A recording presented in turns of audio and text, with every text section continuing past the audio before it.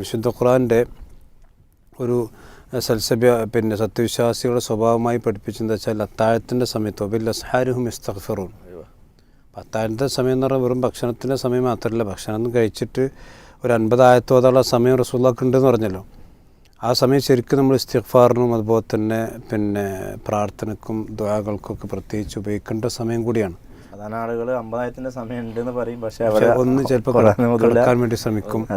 ആ ബർക്കത്ത് നഷ്ടപ്പെടുത്തുന്ന അവസ്ഥ ഉണ്ട്. അപ്പോൾ ഈ പറഞ്ഞ എല്ലാ ബർക്കത്തുകളും കിട്ടേണ്ടതുണ്ട് എന്ന് പറഞ്ഞാൽ അത്താഴം കഴിക്കണം. അതുപോലെ തന്നെ പ്രാർത്ഥനയ്ക്ക് ഏറ്റവും കൂടുതൽ ഉത്തരം കിട്ടുന്ന സമയമാണ് എന്നുള്ള നിലക്ക് തന്നെ ആ നിലക്കും അവിടെ മുതൽ സജീവമായി തുടങ്ങണം. കാരണം ഒരു പൊതുവേ നമ്മൾ റമദാനിൽ കണ്ടുവരുന്നൊരു രീതി എന്താണെന്ന് വെച്ച് കഴിഞ്ഞാൽ പിന്നെ അത്താഴം കഴിച്ച് സുബഹിക്ക് പള്ളിയിൽ പോയി ജമാഅത്തൊക്കെ നിസ്കരിച്ച് ഒരു ഉറങ്ങലാണ്.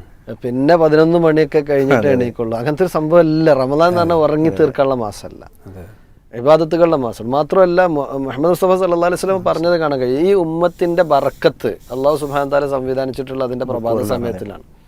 അപ്പോൾ അതുകൊണ്ട് തന്നെ ആ അദ്കാർ സ്വബാഹും അതുമായി ബന്ധപ്പെട്ട കാര്യങ്ങളൊക്കെ നമ്മൾ എന്താക്കേണ്ടതുണ്ട്. ആ നിലക്ക് ജീവിതത്തിൽ എന്നും നിലനിർത്തേണ്ടതാണ്. റമദാൻ്റെ ഭാഗമായി നമ്മളത് പ്രത്യേകമായി അത് ശീലിച്ച് കൊണ്ടുവരാൻ വേണ്ടി ശ്രമിക്കേണ്ടതുണ്ട് എന്നാണ് സൂചിപ്പിക്കാനുള്ളത്.